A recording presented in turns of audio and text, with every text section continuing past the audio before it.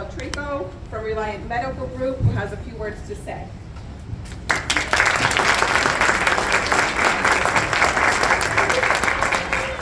This is a packed room, and next year I will not volunteer.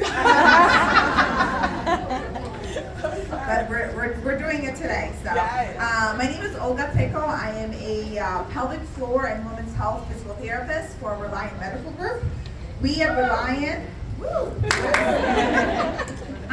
Reliant strive to provide a unique healthcare and wellness experience through patient-centered care and shared decision-making. Being part of the greater Central Massachusetts community is of utmost importance to us in providing care to our patients. Before I introduce our speaker, I wanted to make sure you are aware that everyone in this session can interact together on the Move app. By clicking on the session Q&A button right when you open the app. Each session is listed, and you can use the network or continue to today's discussion later on. On behalf of Reliant Medical Group and the Worcester Chamber of Commerce, it is my pleasure to introduce this morning's workshop, How to Bet on Yourself and Win, presented by Suzanne Graham Anderson. Suzanne Graham Anderson is the founder of Positively Suzanne LLC, which is a lifestyle brand whose tenets are to inspire, motivate, and empower. Under the brand umbrella, she has written a book called Detoxifying Leadership. She hosts a podcast called Sit Down with Suzanne, which is available in all podcasting directories. She's a life and empowerment coach whose focus on empowering others to be the best version of themselves. She has a diverse list of clients, but her primary clients are diverse women. Through her workshops, seminars, presentations, and one-on-one consultations, clients feel both empowered and uplifted. Please join me in giving a warm welcome to Suzanne Graham Anderson.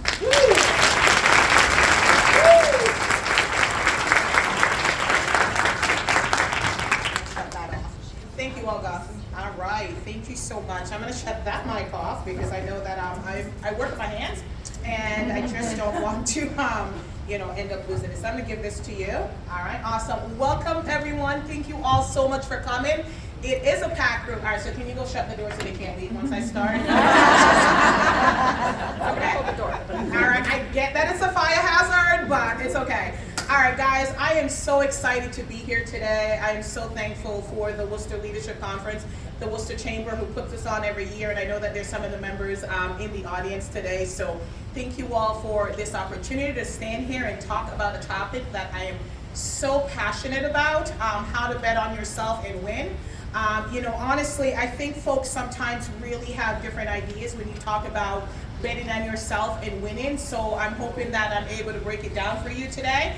And I hope that when you leave here today, you'll realize that, betting on self is more than just an action. It is a mindset, all right? So my name is Suzanne Graham Anderson. I also go by Positively Suzanne. It is my company and my brand. So I don't have to do this part, so thank you for taking that piece out of it. Because, they talk about, but I just want to highlight a couple of things. So I am a wife, a mother, a business owner, a podcaster, a coach, consultant, a host, an event planner. I'm a minister and a motivational speaker. So basically, I'm a mom. That's it. We definitely wear all hats. So one of the reasons why, I presented this workshop, it's because that, I've worked in retail leaderships for over 20 odd years. And every single time I have a meeting or a one-on-one or a performance review, the women that come into these conversations with me, most of them have self-doubt. They wonder, should they try to move ahead? And nothing against men, but I will say this, in over 20 odd years, I've never had one of the men that I led come to me and says, I don't think I'm ready for this role.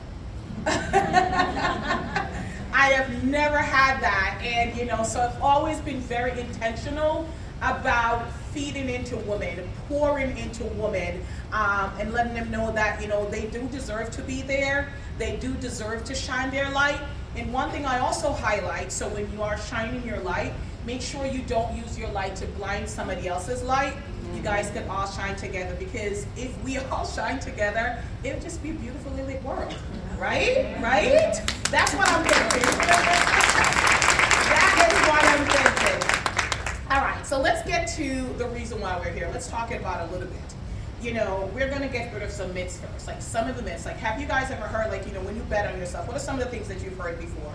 When you say to somebody, I'm betting on myself, what do you hear? Exactly. So it's like, why are you betting on yourself? But if you don't bet on yourself, who are you gonna bet on? Like, who are you going to bet on? So the couple of the myths that I've heard over the years is, if you bet on yourself, it's selfish. Similar to self-care, betting on self is not selfish. If you travel, which I'm hoping to soon, when they give that lovely presentation in the aisle that, honestly, I haven't been listening to lately, but one of the things, because, you're checking out what movie to watch, and you're going to the magazine what to buy, and C2 Mobile will give you, like, unlimited data on flight, but anyway, that could just be me. But one of the things they always say is put on your mask first. In the case of an accident, put on your mask first. And the reason they say this is because if you're trying to help the person next to you, you'll pass out trying to help them, and then none of you are saved, right? So put on your mask first and then help them. So if you're trying to get to a point where you can help others, and I loved Minda's presentation, her address earlier, and she really talked about, like, who is your courage helping? So if you put on your mask and decide that you're gonna help somebody, do it. So similar to this, when you bet on yourself and you get to the level, then you can help somebody, like Chuck. You can mention somebody's name in the room, right? Because you're in the room, you're in that position. So betting on yourself is not selfish. For me, for you, it is critical. Another myth that I heard that I want to debunk is egotistical. Ultimately, I think everybody has a little ego, right? I mean, Kobe Bryant had to have an ego to be where he is, Michael Jordan, LeBron James, Oprah, all of them. I think the problem arises when you use the ego to overpower others, or it's the first thing folks see. But in order to have confidence, it's okay to have, you are good at what you do. It's okay to believe that you're good at what you do, because in order to be great, you have to at first believe that you are great. Because if you don't believe it, how can you convince somebody else that you're great? So it's not ego. It's not egotistical to bet on yourself. And the final myth, it will make you look bad. Folks are going to say what they're going to say anyway. So you might as well bet on yourself. It will not make you look bad, because you're trying to elevate you. You are trying to get to the next level. And if folks are going to think you're being selfish or egotistical or being too full of yourself by trying to bet on yourself, then who are you supposed to bet on? If you're winning a race, if you're running a race, who do you want to win? Who do you want to win? Okay, you, yes. I want to hear me. If you're running, I mean, it's an honor to be nominated. It's an honor to be nominated. We all say that, but truthfully, if I'm running a race, I want to win. I want the others to come in second and third and go at the podium with me, but I want to be in the top podium, and that's okay, because that's what you want. What is the point of entering the race if you're not planning on winning? Woo! Come on now. What is wrong with winning? I'm not talking about the selfish mentality. Like, we're over that. We're done. We're grown. We're not talking about that. But I want to win. And I like to win. And I like winners. And betting on yourself makes you a winner. And that's okay. There is nothing wrong with being a winner. We all like winners. I like to win. I'm going to say it again. It is an honor to be nominated. But I want to win. And you should want to win. All right? So, here's some not so fun facts. And it's funny because, when you have a conference like this and it's women and it's about empowering and uplifting women, some of the presentations have similar themes, and I'm like, okay, then maybe I look at my presentation, because we kind of have some similar things. So I'll leave out too much of what she said. But according to a survey by McKinley and Company, and they did this in partnership with leanin.org, and a couple years ago, lean in was bigger. It was like lean in, not lean back, but that's a song. So according to them though, in October 2021, representation for women in C-level and executive offices was only at 25%, and that was after significant gains in the past 5 years. So we're at 25%. Okay, so what does that mean? What percentage are we not in? 75. So my daughter's doing core math, which let me tell you something. It's just we have the same answer, but I don't know what she's doing. I was like counting on my fingers, and she's like, Mom, you can't count on your fingers. I'm like, my whole life I've been counting on my fingers. All of a sudden, so they had to, I don't know what she did, but anyway, we had the right answers. So, but to me, I think ultimately we would have the same answer. 75% is greater than 25%. Like, I don't know how to show the work for fourth grader, but we're all adults, so we're like, 75 is big, 25 is small, so we can't do that. But only 25% in C-level positions, CEOs and CFOs and CMO, come on, we have to do better. And even though in the recent years we've had a rise in entrepreneurism with women-owned businesses, thank God, when they do the survey, they're really truly looking at Fortune 500 companies, they're looking at, on the New York Stock Exchange and things like that. But you know what? Small businesses are just as important, because at that point you're CEO, CMO, CFO, and all of that. So shout out to anyone in here who's running this.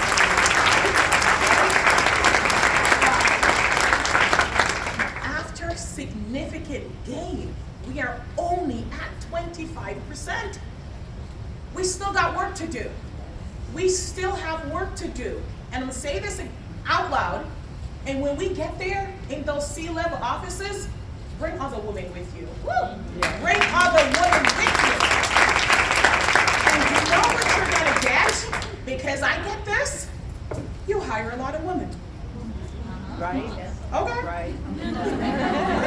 Okay. I do hire a lot of women because I'm tired of being the only woman sitting in the room.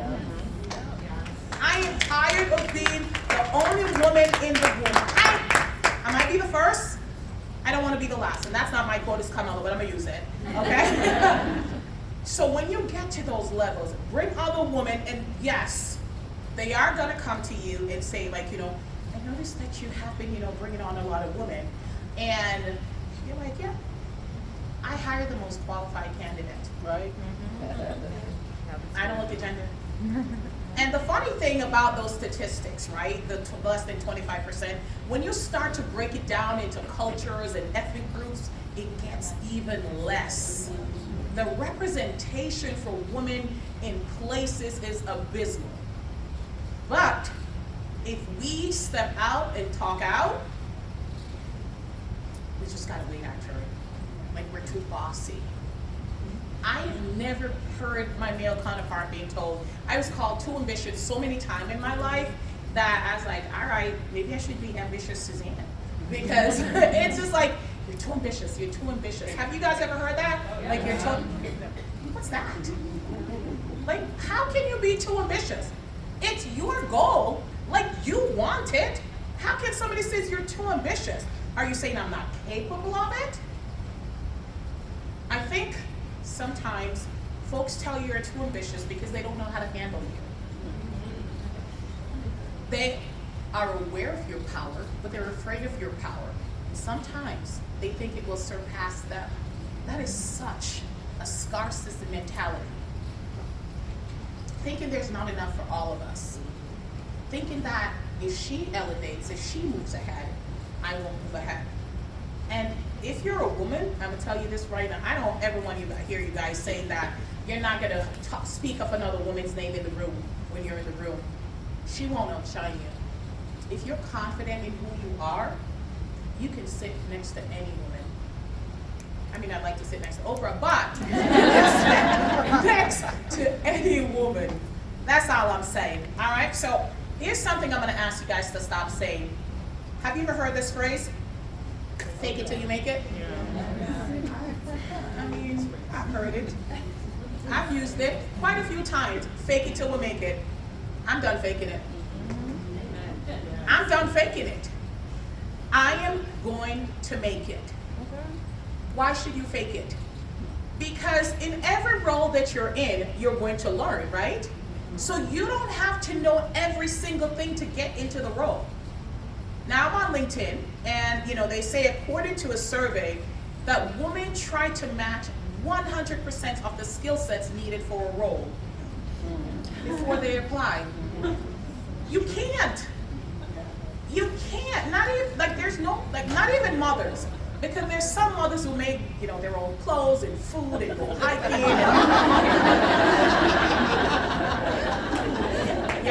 No, I won't be doing that. So, in every role, there's not going to be 100%, but men, I can talk. I'm going to apply for that role. Bare minimum. We have got to stop thinking we have to be at 100% because the truth is, you're going to learn in every job. You're going to learn as you go further. So if you know everything, then that means that's not the job for you. The next job is for you. So we've got to say, I'm going to fake it till I make it. I'm at this level, and I'm going to elevate to the next level. So I don't have to fake it. I am so done with faking it. I am so over it. So walk into every room intentionally, authentically as you.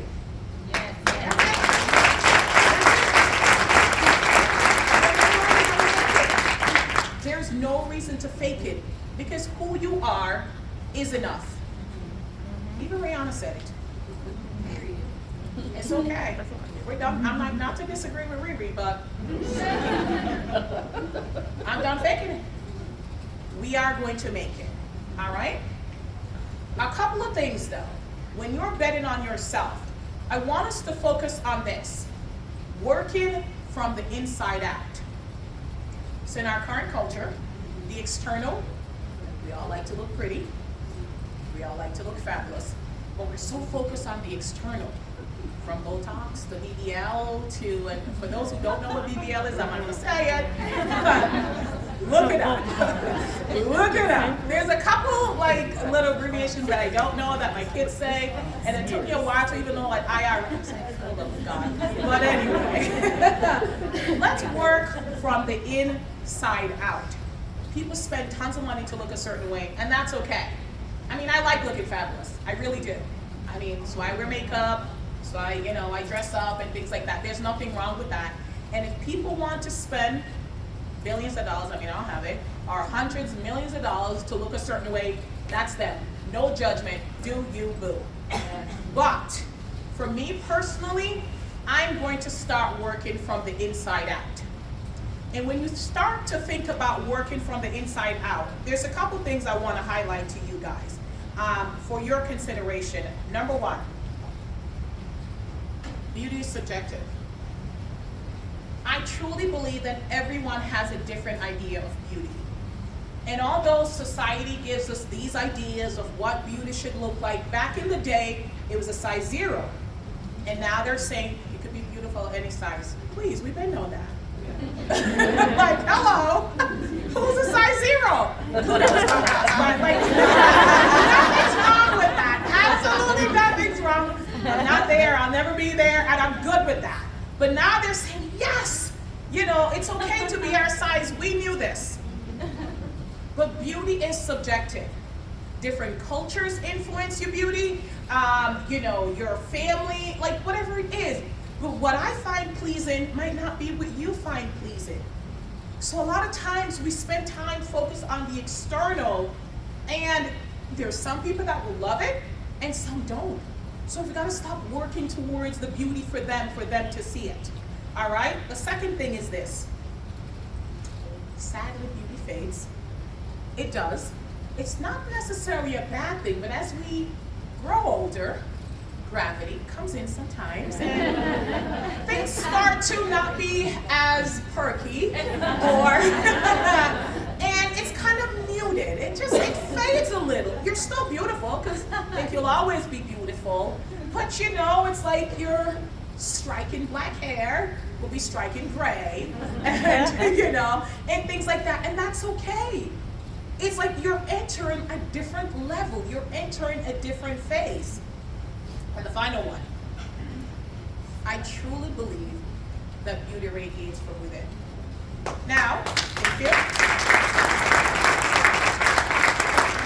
Now, I have truly never seen somebody says, oh my goodness, look at that beautiful heart walking down the street. That's okay. But let me tell you something. Have you ever met someone that is such a genuinely good person, like their beauty just radiates from within, that you just honestly want to know them? And they're so beautiful, and you're not even thinking about their physical. They're just such a beautiful soul. I like those people. I want to be one of those people. I want you guys to be one of those people. Still look good, I ain't telling you not to. But let's start working from the inside. And not all of you, but one or two of you might be asking, like, what does that have to do with betting on self? It does. Trust me. Everything's connected. Anybody play Connect 4? Yeah. We're not going to play, but it's connected. So, I want you to ask yourself this question, though. What is holding you back? What is holding you back from betting on yourself? What's holding you back? Me? Did you look at this one? No. No. The answer is you. Me. You. Us. We. All of us. We are the biggest obstacle to betting on self. Now, there are certain factors that go into it. Absolutely. There's toxic environment. There's toxic bosses. I get that. I get that. And those are issues, and that's another presentation for another day, or you can read my book, don't you? But there are extenuating circumstances that factor into betting on self. But some of the biggest things that I found women have a challenge with betting on themselves, they have imposter syndrome. Now, it's a word that was big a few years ago and it's changing now, but it's like even when they have external success, they don't believe that they deserve it. So they're not betting on themselves. Because at any given moment, and it's a real thing, at any given moment, they're thinking, this is an accident. How do I get here? They could take this away from me. And it's okay, but if you're good at something, why not acknowledge it? Now, I'm not a singer. Granted, I fancy myself one, so I won't sing. But if I find myself on American Idol and I win, I'm gonna know. So God's at work. It's only God. It's only God. I don't know if I'll have imposter syndrome, but I know I can't sing like that. But I have met so many successful women. And one of the first things they do is they deflect the compliment. You look great. Oh, I know, I just need to lose 5 pounds. No. I said, you look great. Say thank you. So let's practice it. You look great. Thank you.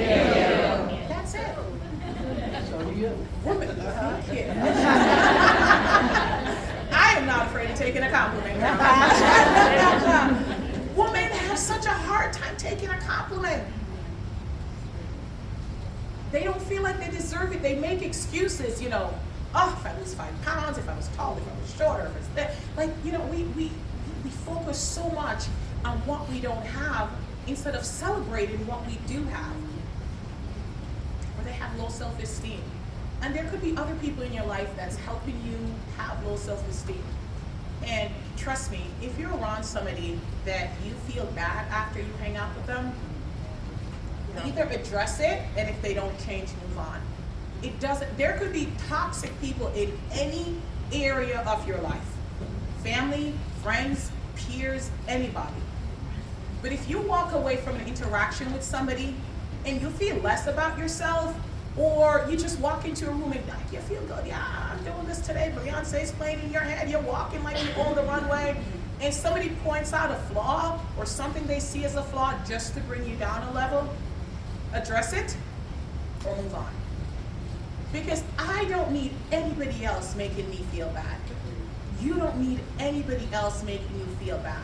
So if you have low self-esteem and it's a genuine issue, work on it. Find out the why. Get to the root of it. Why do you feel bad? What is it? Like, don't look in the mirror and find out what's wrong with you. Just look in the mirror and love yourself. I know it sounds easier, but I only have an hour and 15 minutes, so like I can't do it all. But look in the mirror, not to find your flaws, but to find everything that you love. Because, yeah, plastic surgery can change some things, but ultimately we are who we are. And fundamentally, you have to love yourself. So work on building your self-esteem.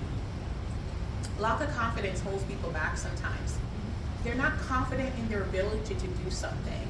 It's similar to low self-esteem, but you can have people who feel beautiful physically, but lack confidence in their abilities of executing a task. So there's two different things. If you are doing a task and you're not good at it, learn. That's it. That's how you build your confidence in something. Learn it. If it's something that's crucial to you, if it's something for your job, learn it. But however, and I try to stay in levels of 3 because, I don't want to give you like, oh my gosh, you gave me 30 things to remember. So I'm trying to stay in 3s. But the biggest obstacle to us getting ahead, the biggest obstacle to betting on ourselves and winning is us. So I'll say this, take the shot. There's this saying that says you miss 100% of the shots you don't take. That's true. No mathematician here, but that's true. If you don't take the shot, you won't make it. Now, if you take the shot, sure you can miss, but you have the possibility of sinking that shot, of winning that shot. So take the shot. Because if you haven't taken the shot, you've already lost. So you already know what it is. You already know what it feels like. So take the shot. What is failure? It happens. If it doesn't kill you, I'm not going to say if it doesn't kill you, it makes you stronger, because that's not necessarily true. But in some instance. But failure can be bad in terms of you feel bad, but then you let it go. You don't wallow in it. You don't live in it. You let it go. Failure teaches us things success doesn't. It's okay to fail. Just don't live in it. Just don't let it define you. And don't let anybody else define you from your past mistakes. So as I mentioned, in my leadership career, I've counseled and mentored many women. So I always look at this sometimes as, the My Fair Lady effect, and that really truly told my age, because I don't think so. For those of you, My Fair Lady is an older movie with Audrey Hepburn, and she was Eliza Doolittle. Does anybody know My Fair Lady? All right, thank you. All right, thank you. So I'm not going to dig into the psychology of the film, because this is what I've noticed. As I've gotten older and I've gone back and watched a lot of the films that I watched as a kid, my favorite movie was 16 Candles. Whew. We realized some of those things were plain wrong. Like, wow. Okay, so, but just a little bit about My Fair Lady. So that, just maybe the broad strokes is Audrey Hepburn, she spoke broken English, Cockney English, and he decided that he could, teach her how to do English. And it was back in the day, so all movies were happy ending, right? Like there was a plot, people ended happy. Nowadays, the movies are confusing. Like I leave the end of every movie with more questions than answers. And maybe because they're planning a sequel, I don't know, but when I leave these movies, I'm thinking, what? What? I literally have to write my own narrative after, just because to have that satisfying ending, it frustrates me to no end. But anyway, so basically, a lot of times I'll meet women and I'm encouraging them, coaching them, And they really want that Professor Higgins, because Professor Higgins was a professor who took control of her and told her how to walk, talk, eat, act, and everything. And there's no Professor Higgins. There's none. In your life, you have to be your own Professor Higgins. You don't have anybody who's going to come in and look at you and says, hey, Felicia, dress like this, walk like this, talk like this, and I'll touch base with you, and then you're going to get that role. And truthfully, you don't. Because they're molding you into somebody they think you should be. And you don't want to make it as somebody else. It's exhausting enough being a woman in the workplace. Imagine pretending to be somebody else. Like, imagine walking in and pretending to be Suzanne. Or I would like that.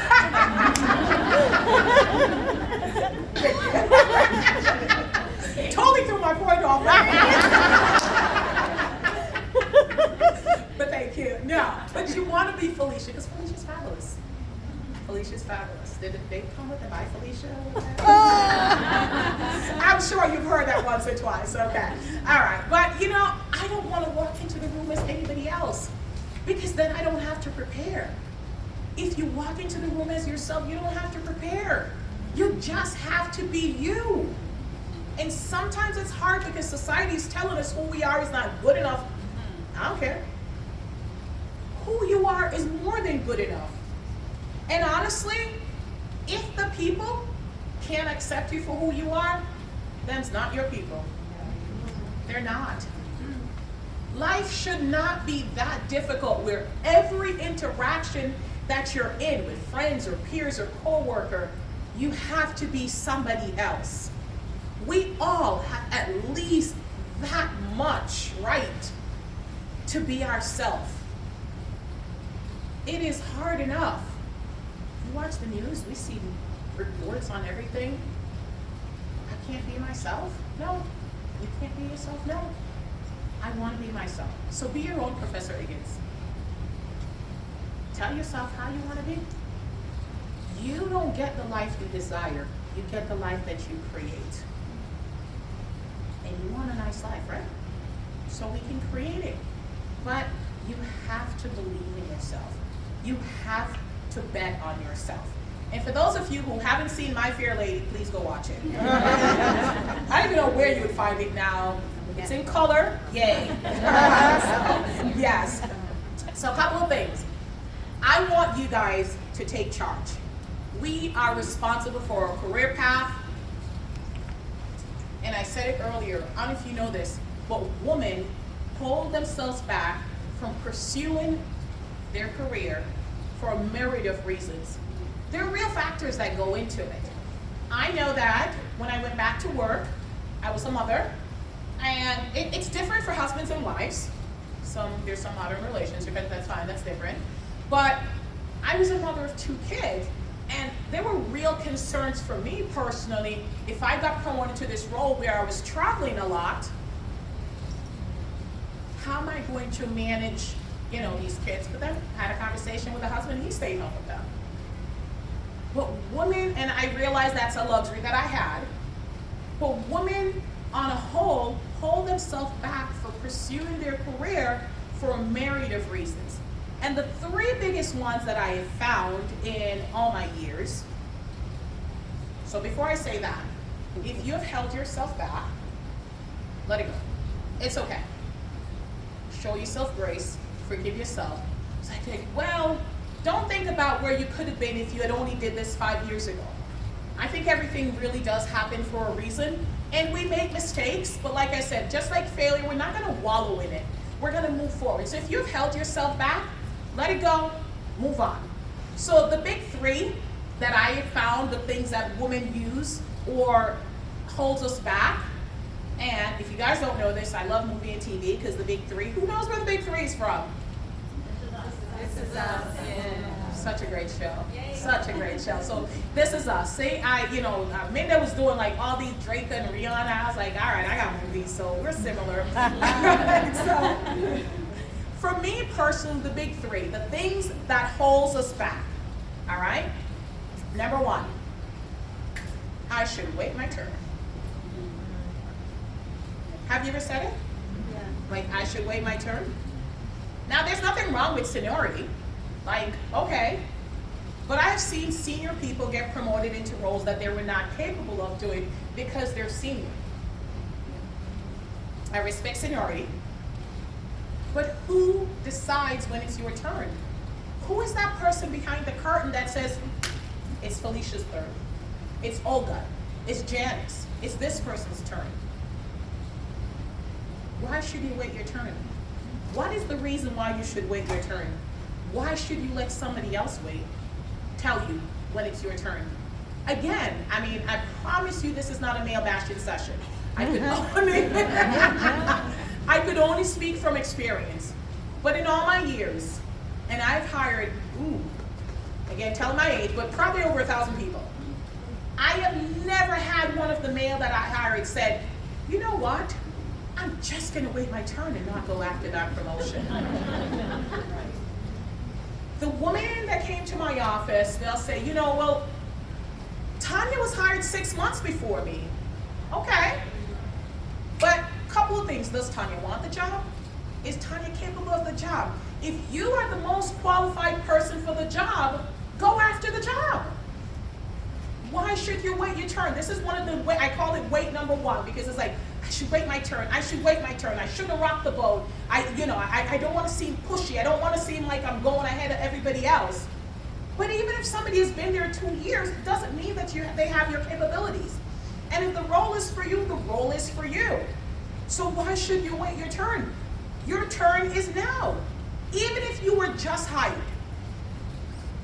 and a role comes up and you feel that you're capable of it, why can't you apply for it? Why can't you bet on yourself and say, that is the role that I want? It might be 5 years before I thought I was going to be ready, but take the shot. Because if you don't get the role, you're exactly where you are. But can you imagine if you did get it? Can you imagine if you did get it? So stop letting anybody else decide when it's your turn. Discuss it with your family, but you. Because there are factors who's going to take care of the kids. Because I don't know about you guys, but I remember when I had my first child, I was thinking, I didn't think childcare, I'm not going to lie. Like I just thought that there was this like magical little land, I'm going to have a baby, go back to work. And then I was like, who's going to watch the kid? I was like, okay, this is a real issue. I can't just leave it. But I wasn't. I was thinking of the pregnancy clothes, because they were making cute clothes at the time. I was wearing wedges, you know. I never thought it was like almost time to go back to work. I was like, wait. And they do frown when you leave the baby at home by themselves. I asked. I didn't ask for the part of the crib, no. I didn't ask. But there are real factors. But honestly, it should just be you. Nobody else has the right to determine when it's your turn to get ahead, to go after any role. Just you. You have to make that decision. Wait number 2. What will people think? What will they think about Ellen? What will they think about Tanya? What will they think about me if I go after this role? Take this from me. I'm going to say a lot today. Let me look at my time. All right, I'm good-ish. All right. People will talk. They will always talk. So if you take nothing from this session today, what people think of you is none of your business.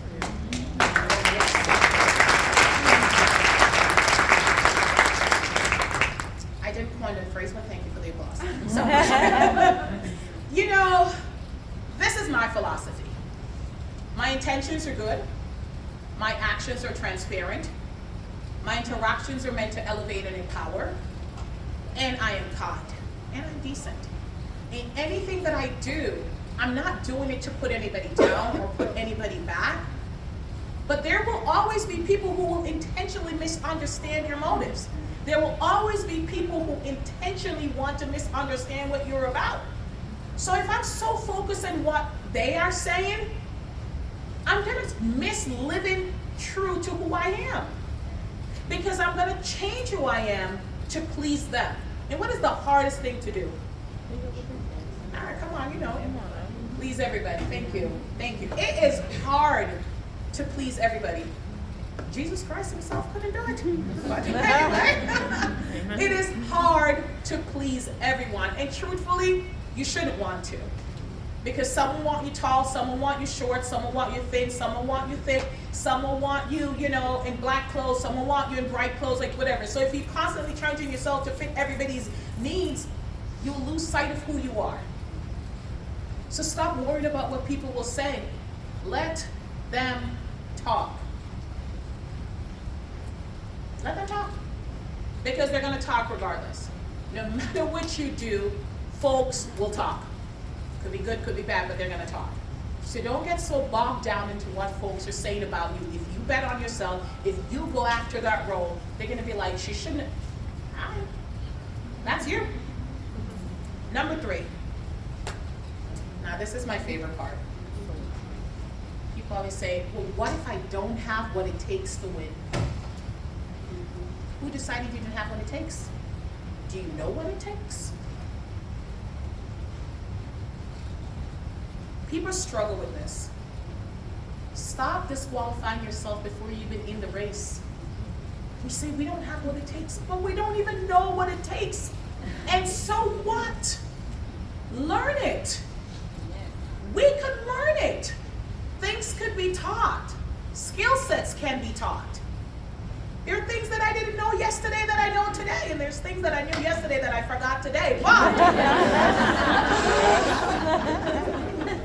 things can be taught.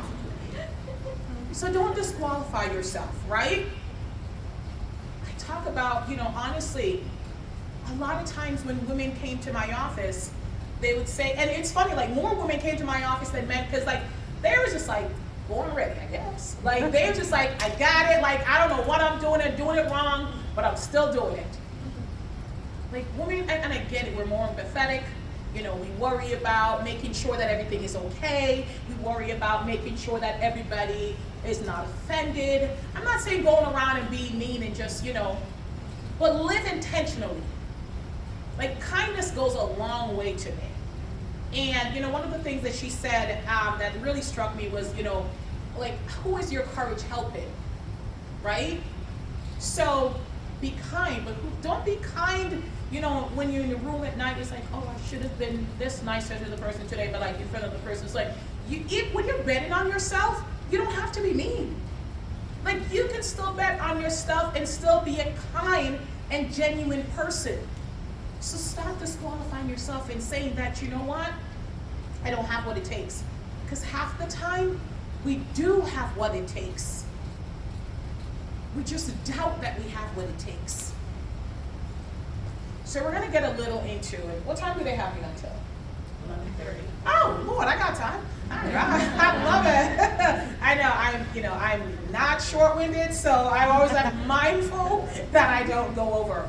But let's get into, so we're betting on ourselves, and we've gone through the big 3s, the thing that holds us back, and we're trying to figure out, what do I do to get what it takes? And this is geared toward, because we're in a professional setting, more towards, the professional workers, but this could be applied in life. So let's get to what it takes, all right? Number 1. Yes. First and foremost, you have to believe that you deserve to be there. Do you guys believe that you deserve to be here today? Yes. Exactly. You do. You deserve to have the day off to sit in a room with other phenomenal women and learn. In order to bet on yourself in anything you go after, you have to believe that you deserve to be there. You must believe that it's not an accident that you're there. You must believe that they didn't put you there because they didn't have anybody else. They didn't put you there because you're the senior manager. They didn't put you there because nobody else applied for the role. You have to believe that you deserve to be there. Because if you don't believe it, no one else will. And ultimately, it comes down to you. Remember Taylor Swift says, me, I'm the problem, it's me, right? Okay, all right, so It is you. It's not egotistical. It's not selfish. You have to believe. It doesn't matter if your husband believes. It doesn't matter if your bosses believe. Well, it does because they promote you, but but when you're in that role, when you're betting on yourself, when you're choosing to advance in your career, when you're choosing to advance in life, whether you're stepping out to open your own business, whether you're pursuing a new relationship, a new venture, or a new passion, you, nobody else but you, have to believe that you deserve to be there. That's number one. Number two, all right, so let's look at the career path now. So when you're in your job, you have to know your job description. So many times I've had conversation with people and I'm like, what's your job? What do you do? I'm a payroll advisor. But what do you do? I'm a payroll advisor. So when you're in your role, it's very important that you get the description of your job from your supervisor. I know it's in the packet, like the welcome packet, there's like 500 pages that nobody reads. If you don't read any, it's a lot of paper, it's fine print. When you get that paper, read the job description. You know why? So you'll know if you're actually doing the job that you're supposed to be doing. Because that's what you're going to be held accountable to when you're looking to promote yourself, when you're looking to elevate. The job description is what you're going to be held accountable to. So you have to know what the job is. So let's say, for instance, I'm the payroll administrator, right? I take care of payroll. I make sure payroll comes in on time. I make sure they don't overspend. But I don't quite know. So I'm in the back room, I'm doing stock. It's great for the stockroom manager because I'm doing it. But when I'm evaluated, I'm being evaluated on being the payroll, and that's the area that I'm lacking in. So know your job description. Don't be afraid to ask what it is. Go over it with your boss if you have to. But don't be afraid to, because if you don't know what you're doing, how are you going to know if you're doing it well? How can you improve? The next one is this. Ask for feedback. I know a lot of people shy away from asking for feedback because it can be tough, especially constructive feedback. But I think feedback can only help us. Feedback tells us what we're doing well. Let's celebrate that. And it also gives us an opportunity to improve on the areas that we might not be doing well. And sometimes you don't know that you're not doing it well if you don't ask for feedback. And I say here, don't wait for the yearly performance review, because every company is different. But I've been to many companies, there's once a year, manager sits down, goes over something, it's tied to my increase, and that's it. I have no say in it. Have you guys ever experienced that with a yearly review? So it's like all year, we're invisible. And then at the end of the year, like, okay, you didn't, so at June 12, last year, you were supposed to run the meeting and you didn't. Well, why didn't you tell me on June 12th? June 13, now we're back in May the following year. So ask for feedback. It's not a bad thing to know where you are and hold them accountable to that. If they say, because now you know your job description, and now you're asking for feedback, so they're telling you if you're executing something well or if you're not, and ask for help. So it's important that you ask for feedback. It will only be beneficial. It will only be beneficial. Take advantage of any resources and training that your company offers. If it's free, it's fine by me. Take advantage. A lot of companies will do that. And I see companies do tuition reimbursement, and I will admit I didn't take advantage of it. And when I did decide to go back to school, I was at the one company that I worked for that didn't do tuition reimbursement. So this is why every day I'm praying Biden continues to block collecting those student loans, because yes, I have a few degrees that I need to pay for. But I'm telling you, take advantage of resources, training, courses, anything, any certification, even if it doesn't apply to the role that you currently have, because you know what? It could apply to the next role. So take advantage of it. If it's free, it's for you. It's the same, and even if it costs a little, like just think about it. Constantly think about growing, evolving, and elevating your skill sets. Take advantage of anything and ask your supervisor, is there any training? Is there anything upcoming that I could take advantage of? There is absolutely nothing wrong with learning. I promise you that. It doesn't have to be a college education, but learn. I mean, my husband goes to YouTube University. Anything he wants. Anything he wants, that's where he goes. Oil changes, that's what he does. YouTube.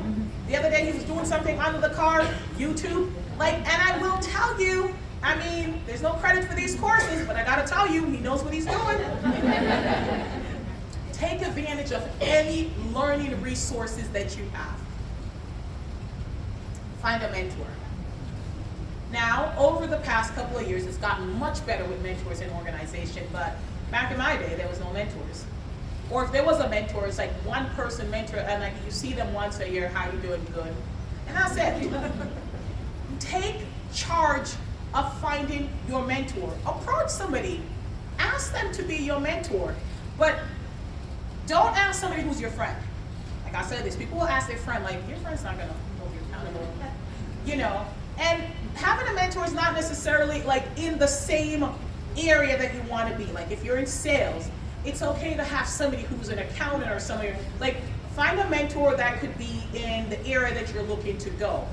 But find a mentor who has insights into things that you don't. Find a mentor that can offer you, feedback, that can offer you resources, that can connect you, that can mention your names in rooms that you are not a part of. Find mentors, find allies. And again, so an ally is somebody who actually helps, that doesn't just say it. But in order to advance in companies, you do need people speaking your name. Find a mentor. There's programs through a lot of the companies where they match you with a mentor, but take charge of that. It's like your doctor, right? Like who knew? Like you have a choice. If you go to a doctor and you don't like your doctor, you can change your doctor. Who knew? Same thing. Again, who knew? But you can choose your mentor. Because if somebody's not aligned with who you are, or if somebody's not, where you're trying to go, or if they're on the same level and there's nothing wrong, but you want somebody who's going to teach you. So I was listening to this thing yesterday, and I remember the guy who was talking about the 33% rule, and he was saying 33% of your time you should spend with people who are higher than you, not in being a human being, but higher than you in terms of career, where they are, because you constantly want to be learning, right? And then 33% of the time you spend time with people on your level, so you can have good, robust conversation. And then the other 33% of the time you should spend it with people who are below your level, so you can also pull them back forward. Because as Maya Angelou says, as you learn, teach, right? He didn't explain the 1%. I don't know where that one went. Those are the billionaires apparently, right? But think about it. 33% of the time you're learning, 33% of the time you're with people on your level that you can talk to, and 33% of the time you're elevating others. 1% you're reflecting with yourself. Oh, I love that. All right. So the 1%, I love it. Yes, because self-time. All right, so 1% of the time. But find a mentor and allies.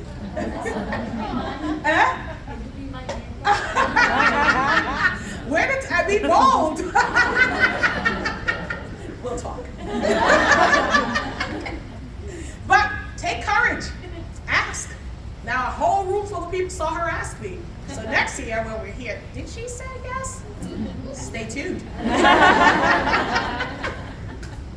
Number 6, ask about the company succession planning. I remember years ago when I started, I was at Victoria's Secret. That's when they would use skinny models. I was a store director there, and I didn't know about the succession planning. But they have people in rooms that meet and go over you, like all your accomplishments and everything, and decide who's going to get promoted. Like this is a whole separate conversation. And they don't involve the people they're discussing.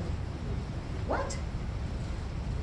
You have a plan for me based on your interpretation that might not be my plan, but a lot of times you weren't involved in your own succession planning. So now I ask, what's the succession plan? What does it look like? At one of my companies, I did have a challenge because they created a succession plan for me, and I didn't want it. I wanted something else. And we had our tussles. Ultimately, I decided that it wasn't for me because they wanted this path and I wanted that path because they wanted to fit me in a box. And that wasn't the box that I wanted. I don't even like boxes, but I prefer bags. But, ask about succession planning. What does it look like? And if you have a conversation with someone and they say to you, well, traditionally, okay. What is that saying? I think I learned it doing one Thanksgiving, like traditions are obligations to dead people or something like that. I'm not, because sometimes you do things because it's the way it's always been done, but you don't know why you're doing it. Exactly. It's like this is the way we've traditionally done it. Okay, I get that. And it was great in 1940, but now that's not the path for me. That's not what I wanted. So be actively involved in the succession planning for your career. Have the conversation. It can get brutal because you're constantly going to be asking for feedback. But we have to in order to elevate, in order to advance. Know what you want. This is important because a lot of times we want to get somewhere, but we don't know where we want to be. What do you want? There are many roles in the company. Ask yourself, sit down and have a truly critical conversations with yourself. Jot down things what you're good at, what you're thinking of, because you don't want to get into a role that you don't really want. You don't want to get into the role, well, those people over in HR always seem to be having a good time. They leave at 12 noon on Fridays. Yeah, that's kind of cool. But, because you get to be traffic, right? But, what is it that you want? And again, nobody knows this but you. But one of the worst things is to go into somewhere and somebody says, what do you want? And you don't know. I watched this new show called The Rookie. Anybody watch it? It's on ABC? Yeah, all right, cool, thank you. All right, so he got this thing called the golden ticket, and he could go wherever because he did something heroic, and he had a golden ticket, and you get to choose where you want to be. And everybody was giving him ideas of what to do. And he ended up choosing something that he wanted, and everybody was oh my God, I can't believe he chose that. But that's what he wanted. We won't always have a golden ticket to choose exactly what we want. So it's important to be ready. It's like get ready or stay ready so you don't have to get ready. It's important to know what you want so that if you're ever in a position where somebody does come to you and ask, what do you want? You know what you want. So you can say to them, this is what I want. This is the path that I want. This is the goal. This is the career. Because if you don't know what you want, somebody else is not only going to tell you what you want, they're going to put you there. And it might not be for you. Because not everything that's for somebody else is for you. What is for you, I believe, is divinely aligned to you. But you have to go after it. So know what you want. Stay connected to the company for open roles. Stay connected to people. And one of the things about having mentors and allies and being connected, if you're looking to elevate, sometimes open roles become open and they don't even post it. But somebody taps you on the shoulder. Can't change the game, but play the game. In order to win the game, you gotta be in the game, you gotta play the game. So stay connected. Find out about open roles. Ask about open roles, especially if it's in an area that you're looking to get to. Find out before it even gets posted. Go after it. Mention. The story she told about, 6 months she was with this guy and she was like, hi. Brag on yourself. Talk about what you're doing. You're not coming from an egotistical area. I'm working on this, or, I'm so excited to work on this. I work in Silicon Valley. Whatever it is, talk about what you do. It's like today's current culture, right? If it doesn't happen on Instagram, it doesn't happen. But talk about it. Because if you're doing it it would be ideal for you to be doing a great job and somebody sees that you're doing a great job and tap you on the shoulder and promote you. but it very rarely works like that, if ever. So talk about what you do. Get allies to talk about what you do. That's how you bet on yourself, by highlighting what you're good at. If there's a role you're going after, you gotta find out what is needed for the role. Now, if you remember earlier, I said we wait till we're 100% aligned. Don't do that. Don't wait till you're aligned 100%. But find out that the role that you're going after, because you can always learn. That's what we do, we learn. You can't, because if you're in that job and you're 100% ready and everything you do is like flawless there, then you need to move on to another role. So you don't have to be 100% because you're gonna learn on the job, you're gonna get better at the job. There's things that we did yesterday that we are much better at tomorrow, and there's things that we've been doing, like me, riding a scooter, still not good at it. Granted, I was riding in heels, but I know it's not for me. So find out what's required. Like I said, YouTube University, there's so many different courses. And if you happen to have like YouTube Premium, I know that they give like a lot of courses and things like that. There are a lot of resources out there. Community colleges are offering different classes, free classes. Like free is fine by me. So find out local chamber, like anything, any resources, use the World Wide Web for more than posted selfies. It works. Trust me, it works. When you do all up to 9, if you do all of that, you find out what you're doing, you get the mentor, you find out the role and all of that, what happens if you don't take the shot? You miss.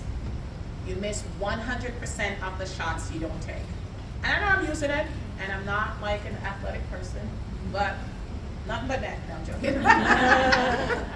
But if you don't take the shot, if you do all of this work, and you don't take the shot, you're doing yourself a disservice. Take the shot. I promise you, it's better than not taking the shot. Because when you don't take the shot, you know what happens? You get frustrated. Like nobody believes that I can do this job. You don't believe. How do you expect somebody else to bet on you if you're not betting on you? You get burnt out. Because you've outgrown. It's okay to outgrow roles. You've outgrown the role. You know that you've outgrown it, but you're afraid to step up and take the shot. So you get burned out, you get frustrated. And sadly, a lot of times when we're burned out and we're frustrated, we don't take it out on the people at work. Who do we take it out on? Family. Our loved one and our families. And they deserve 100% the best of us. You deserve the best of you. I'm not gonna give the best of me to those people at work who don't care about me. And me, you're not giving the best of you to you. If you don't deserve you, who does? Take the shot. It's as simple as that. My final thought on this thing is this. While betting on yourself is actionable, because there's things you absolutely can do, it's also a mindset. Because folks will say, well, what if I bet on me and I don't win? Oh, I must still bet on me. What if you take the shot and you don't win? It's okay because it's a mindset, because for me, that means it wasn't for you. It wasn't my time. Or allow it to teach you. What could I have done differently? What didn't I do? That's what we should look at failure. What can I learn? Because failure is not the end of you. In order for success, you have to fail at something. I think failure teaches lessons that we never would have learned with success. I remember years ago I had applied to this conference. It was a smaller conference, and I was like, okay, I'm gonna do this. And they said no. Like, really, what? Yeah, they did. So it was like a small conference, and I took the shot. I'm like, I bet on myself, and I'm gonna get it. And they say, thank you so much for your consideration, but at this time we've decided to go in another direction. It was an honor to be considered. And I responded, thank you so much, I appreciate your consideration. I'll reply next year. Yeah, anyway, so it was, like, at the time it was a blow. I was like, whoa. But you know what I did? I said, I went through my proposal, what was it? And then I did another thing. I really looked into the conference, what it was about. I was betting on myself, but I was using shady dice because you know what? It wasn't even aligned with who I was. I'm a speaker, and I wanted to speak at this conference, but it wasn't my conference to speak at. So I said, okay. So the next conference that came up, which is a much bigger conference, and I applied for that. It was aligned with where I wanted. They were talking about female empowerment. La, la, la, la. Yeah, so that was my bag, right? And I applied to that conference. And I got selected. Hundreds of women. And what I loved about it was that it was the same exact time as the other conference. So if I had gotten that one, I would not have gone back on my word and I would have done the smaller conference. And the larger conference gave me exposure that has truly been beneficial for me even now. What did I learn from that? When I'm going after something, I have to make sure that it's something that I want, not just because it's there, not because everyone else is applying for this conference. It wasn't aligned with who I was, so I didn't fully articulate what I wanted to myself. And I took the shot, and although I didn't get it, I still won. And I will always continue to bet on myself. And that's what I want to tell you ladies. It's a mindset. When you bet on yourself, there's some shots you're going to take that is not going to go in the net, and it's okay, because that means that wasn't yours. Because what's divinely appointed to you will find you. There's actionable steps you can take to make sure you're in alignment with what's for you, but you have to make sure that it's what you want, and you have to make sure that if you take the shot and you don't win, you don't let it define you and say, I'm not going to try again because I didn't get that. Because sometimes, personally for me, I think God is telling me that there's something bigger. There's something better out there for you, or there's something different. In the moment, feel your feels, cry your tears. I believe it's okay to cry now. It wasn't a few years ago, because it's like, right? Remember the movie, No Crying in Baseball? Yeah, it's okay to cry. Cry if you have to. But then wipe those tears, get up, and take another shot. Take it as many times as you have to, because betting on yourself is not a one-time thing. It's a lifetime opportunity, because you deserve it. You deserve to bet on yourself, you deserve to win, and you deserve 100% the best of you. Thank you so much.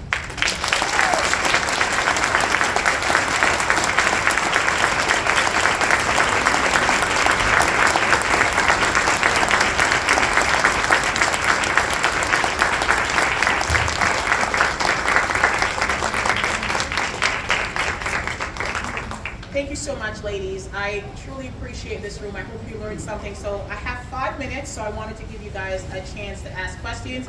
Please don't ask anything to do with core math, because I don't know the answer. If you have any questions, please. If not, thank you all so much for coming. I appreciate you guys. Any questions, anyone? I have one. Yes? What advice do you have for people who don't exactly know what they want next? Okay, so find out what you want next. Remember I said to have that conversation with yourself. Like, I start with my interests. What is it that I like? So for me, like last year, I decided to step outside of my corporate role and step into owning my own business. You know, what are the things that I like? What are the things that I'm good at? And what are the resources that I need? So what do you like? I love to eat. I mean, don't we all? But you know, like, what do you like? Food, creating things. Okay. Yeah. So have you, like, what have you done with it? I went to culinary school for Right. a period of time. I worked in restaurants for a long time. But nights were a lot for me because I'm also a mother. Yeah. So I left that kind of behind, except that I cook with my kids at home Yeah. when I can understand it. And yeah, that's kind of where I'm at. I work for an insurance company. Yeah, I know, right? Food insurance. But that's okay. I actually have a show, and I had a young lady on it one time, like yesterday, and she was talking about, she started doing things like create things for your friends, or have a party in terms of like inviting, friends or family members coming over to try the different things. Because I don't encourage anybody to just up and quit their job and become an entrepreneur because it's a whole lot of work. But try it out because you might like to cook. And you might like to create, but then once you start, it will help tell you what direction you want to go. So what she started to do was, she started making foods at home, and she started, like selling it and things like that. She applied it in different fields and things like that. There's a company called Sipping Tea With Suzanne that you can take. I don't think you can take it and then on the website. Okay. There's a lot of different things you can do, but step outside your box, and one thing that's so exciting is secret leads. Secret leads. Yeah. So I like tea. I drink a lot of tea. So I started having tea parties. Like I did it myself, then I created tickets and I sold tickets to the tea party, and now it's like this month. Like I just had a princess tea party on Sunday, and everyone's asking me what's the next tea party. That's awesome. Yes. Thank you. So You're wonderful. Yes. I just love.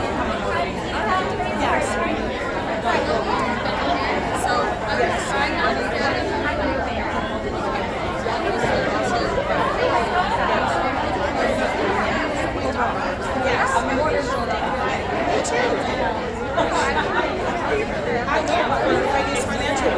Yes.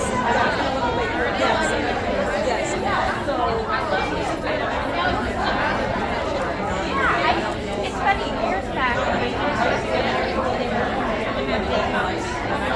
and my friend said like, blah, blah, blah, you should be doing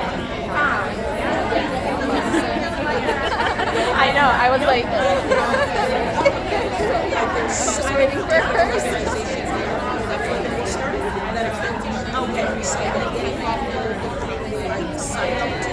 What do you do? I am an immigration lawyer. Oh, that's awesome. I have, my in-laws are actually trying to get some help right now. I think they're even applied for asylum. So they are working with an immigration lawyer right now. I guess it's easier to get things moving when you have a lawyer involved. Yes, it makes it, it's a way right person. Yeah, that's for sure. Do you have a card? I can have them contact you if they have any questions.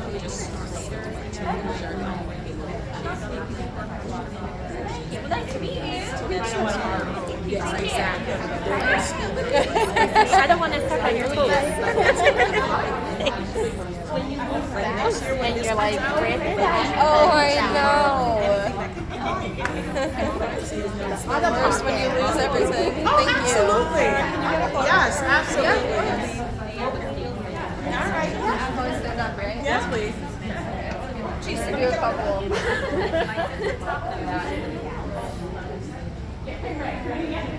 Thank you so much. Thank you so much to meet you. I look forward to hearing you. I will follow.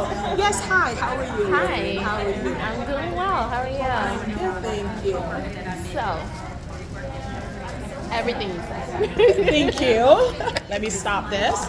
Yes, thank you.